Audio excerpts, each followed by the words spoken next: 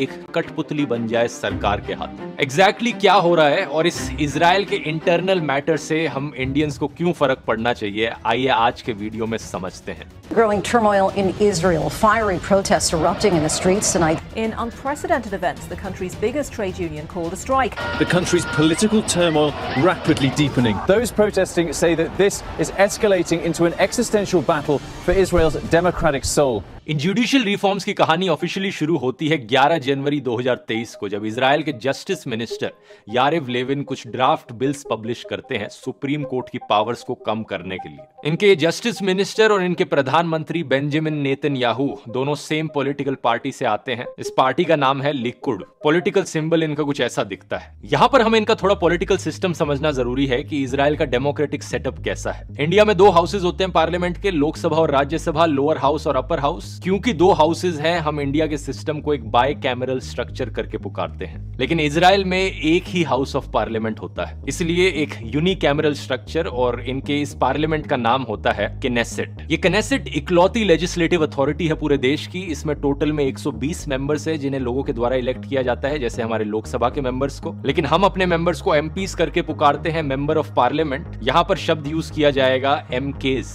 Member of किनेसेट। बाकी फंडा बड़ा सिंपल है, जिस पार्टी की एक क्लियर मेजॉरिटी होगी इस पार्लियामेंट में वो सरकार बनाएगी, यानी 120 में से 61 सीट्स जिस भी पार्टी के पास हुई उसकी सरकार बनी। लेकिन आज तक इनके देश के इतिहास में ऐसा कभी नहीं हुआ है कि एक सिंगल पार्टी ने 61 सीट्स का मार्क क्रॉस किया। हमेशा कोलिशन सरकारें बनी है इनके इतिहास में। इस सिस्टम का नुकसान यह है कि जो सेपरेशन ऑफ पावर हमें देखने को मिलती है लेजिस्लेचर और एग्जीक्यूटिव के बीच में, वो यहाँ काफी हद तक गायब है। स्कूल में आपने पढ़ा होगा ना कि डेमोक्रेसी के 4 पिलर्स होते हैं, लेजिस्लेचर, एग्जीक्यूटिव, जुडिशरी और मीडिया। इन चारों का एक दूसरे से इंडिपेंडेंट रहना, आजाद रहना बहुत जरूरी है। इजराइल में एग्जीक्यूटिव और लेजिस्लेचर के बीच में ऑलरेडी बहुत कम सेपरेशन है। दूसरी अनोखी चीज इजराइल के बारे में है कि इनका कोई अपना रिटन कॉन्स्टिट्यूशन नहीं है। सही सुना आपने,